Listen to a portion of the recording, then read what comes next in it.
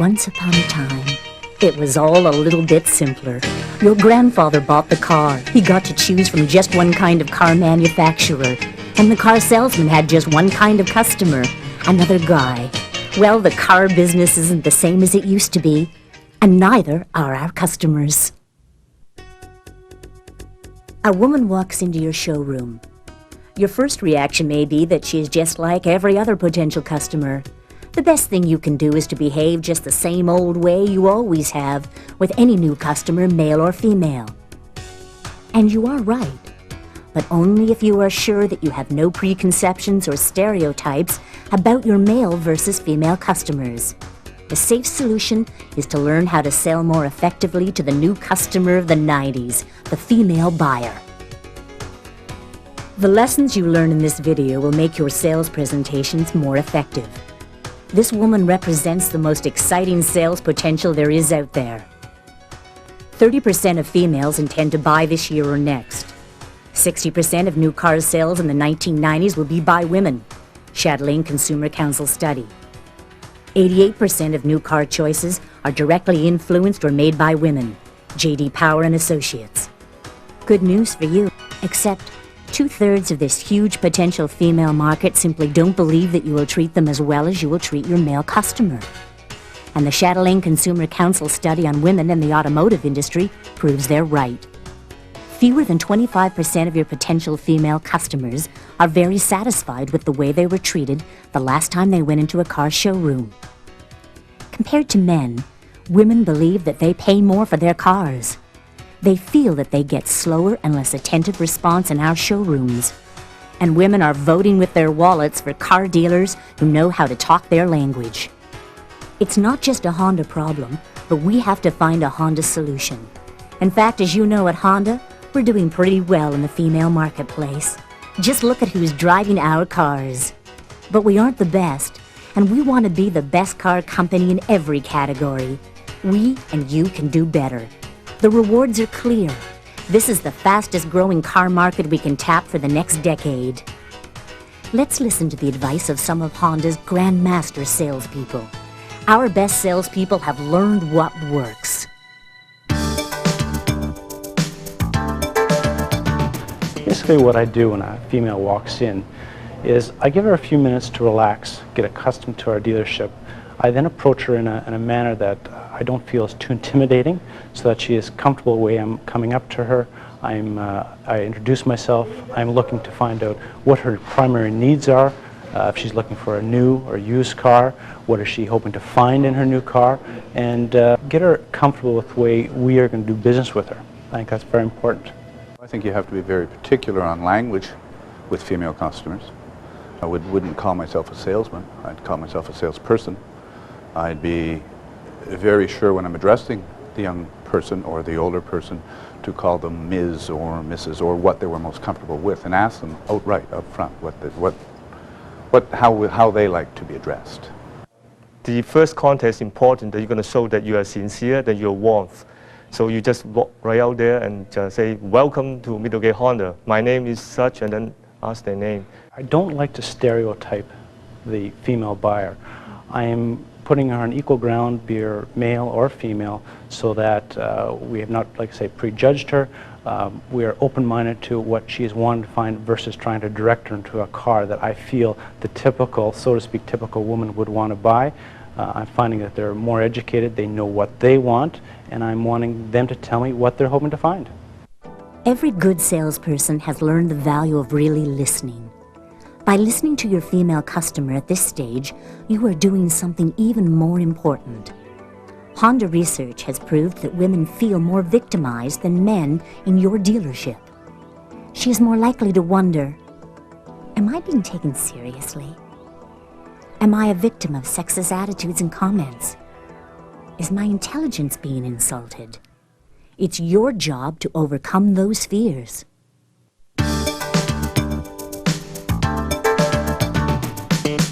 I think one of the biggest things you must keep in mind in speaking with a female buyer is listening, because I think they are more so inclined to knowing exactly what they're wanting to find in terms of features and even the benefits of those features versus the male. We need to give them more information. We need to make them feel better educated about the choice that they're making. We have to make them feel that the value is there and that all the components are coming together to give that not just a good product, but a good salesperson and a good dealership. Because this is a lot of money that they're spending, and they need to be confident and relaxed and feel good about that. You get into the motor, you get into suspension. Females nowadays know more about the cars than most males, and you don't automatically assume they want an automatic transmission. A lot of guys would bypass the engine and transmission and stuff and get into colors and upholstery shades. Well, that's not the way women buy cars nowadays. And it makes the demonstration that much more geared for what they're wanting to find, and they're more relaxed with what you're showing them. In the back of your mind, you always have to remember that she always think that she's going to be a bit scared because she's a lady, but you're going to make her feel that it's not you. I'm just treating you like a normal person. So you'll make sure to point out that, airbags and crash resistance and 3-point seat belts and whatnot, whatever the car has to offer safety features will be pointed out, and probably be a little bit more persistent in letting that, making sure that I did not forget as part of the 6-point sell to bring that up with the people. The female buyer needs a helpful, knowledgeable salesperson more than the average male car buyer does. You can fill that need. Always emphasize the benefits of any feature. Even though our research says that women may feel more intimidated by technical details than many men are, you must never make that assumption. Again, emphasize the benefits of a feature and answer her technical questions. Women can easily feel that you are trying to intimidate them when you're just using the language you're most comfortable with.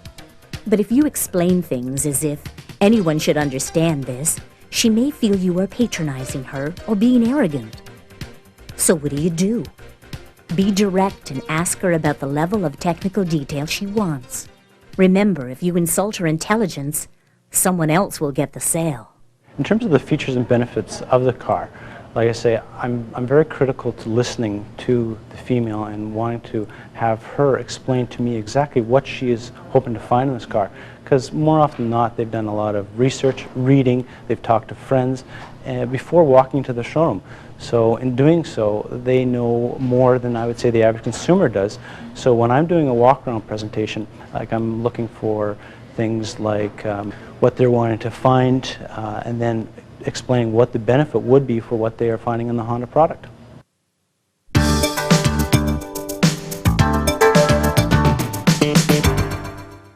Before and during the test drive, feel free to reinforce the features and benefits of the vehicle that you outlined earlier. Now is an opportunity to let your customer feel the technological features that will benefit her driving experience. But our research has taught us that women prefer a little less talk than your male customers. So fight any temptation to talk constantly. I start driving the vehicle first. That way it gives the lady a little more of a comfortable feeling that they're not getting into a car that is brand new, they're not accustomed to it. This way I'm taking the wheel, showing, talking about the car, and that way when I do pull over to the side of the road, primarily in a quiet, quite often residential area, then I turn over the wheel to her, adjust things like the mirrors, the steering wheel and that, so that they're comfortable with it, and then we head off into a direction that has limited traffic so that we're not having to deal with heavy traffic situations, and we're talking more about the car and the feel of that vehicle. I find with males and females that come in as a couple, because that's generally when you will deal with females as a male and a female coming in together to buy. Whether the car will go in the female's name or she's a buyer or the male isn't. Generally what happens, the male always tends to drive first, and it just seems natural that they seem to want to drive first. On the test drive route that I use, it's a longer route. We go on a highway for a couple of miles and we have a turnaround area at an exit. And in most cases, well, obviously, I will ask if they're going to be changing drivers at that point. And I'd say about well over half of the time, the male that was driving, should it be the male that was driving, had no idea that the female would be driving the car at that point. I think the car will actually sell itself on the test drive. And the more that one says, as a salesperson says on the test drive, the less good it actually does. There's two sides to a test drive. There's experiencing the car, and then there's also the enjoying the car. There's a practical and an emotional side to it. From a practical standpoint, I like to drive the car first and show them what the car can do. If you're driving a sports car and showing a woman that's about to buy a $30,000 sports car like our Preludes, sometimes they're a little bit more timid than men in terms of driving the car. So if you show them what it can do, then once they sit behind the wheel, they're less timid and they're more likely to be a little bit more aggressive and show their true colors a little bit more.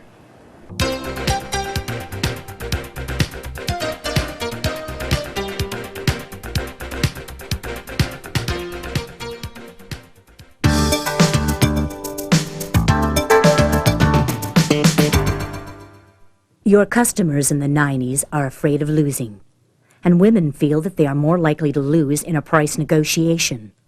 They are less likely to enjoy the game of wheeling and dealing and more likely to walk away from you at this point in the sale. What I do is I try to keep the negotiating process very upbeat, taking some of the stress out of the situation, particularly when it's time to get offers back and forth to management. I'm trying to give some of the control back to the consumer versus me saying, this is what we want and this is what we want out of you and this is the deposit. We're trying to have them guide us versus we guide them. I think we have to act as facilitators in the buying process versus acting as someone that will sell them the vehicle. I think that's very important. There's not a lot of mysteriousness to negotiation. There's no magic wand that comes out to make a car less expensive for the consumer, especially for women, because they're very conscious of how they're spending their money. Because of the culture that we live in, they're more concerned about being taken advantage of. And so a lot of the price negotiation with women is done in the qualifying of the customer.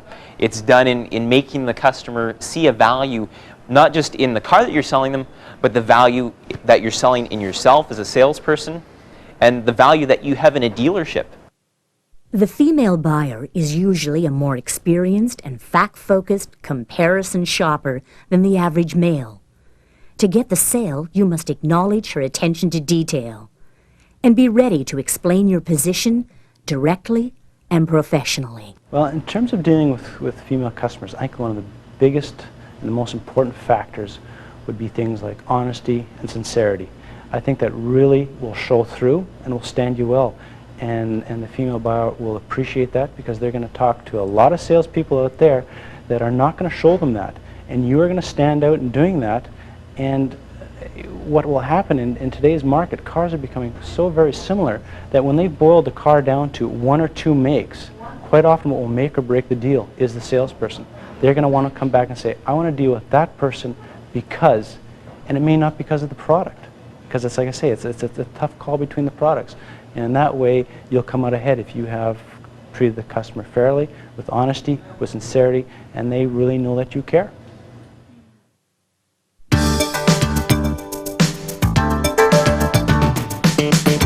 As with all customers, just make sure that the car is very, very good. Make sure all the paperwork is in place to go as smoothly as possible.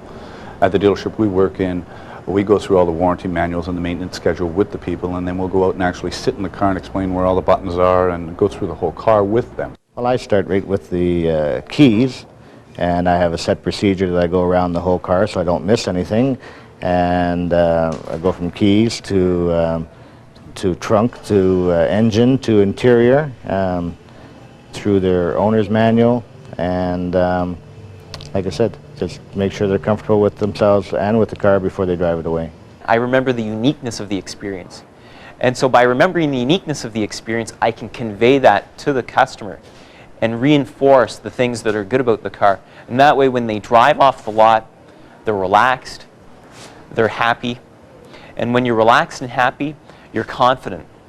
And that's the best thing that I can do for my customers, is let them leave with a new car feeling confident that they made a good purchase. It's very important that you confirm your appointment, that they are on time, you're on time, and like I say, the excitement is at an all-time high. They're taking possession of their brand new vehicle. And I think it's important that you give a very thorough, and I stress a thorough, product display, demonstration, how components are working, so that they're not 10 minutes, 15 minutes away from the dealership and find that they don't know how half the buttons work. They do not know how to put gas in the car. That's very frustrating, particularly when you pull up to a gas station, you're smiling ear to ear, and you don't know how to open your gas tank. And I think a proper delivery will aid to things like referrals, and to just the way the customer perceives you and your dealership. That's the pinnacle of the sale.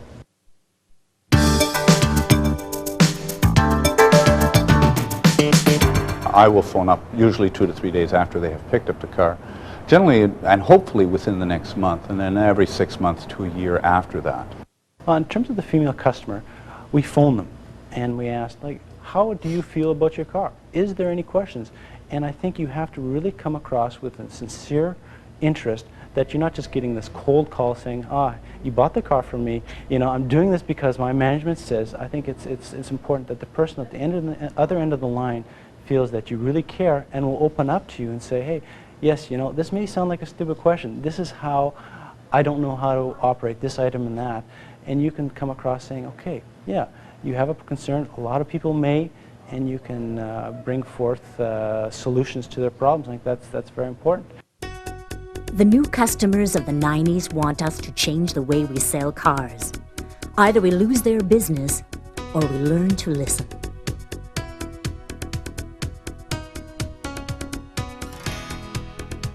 The female buyer is the car story of the 90s. At Honda, we are prepared to ensure that we meet all the needs of this growing market. It is both a challenge and an opportunity. In this video, you've met a few of those rewarded by their commitment to the new female car buyer. That's today's exciting news. Tomorrow will be yours.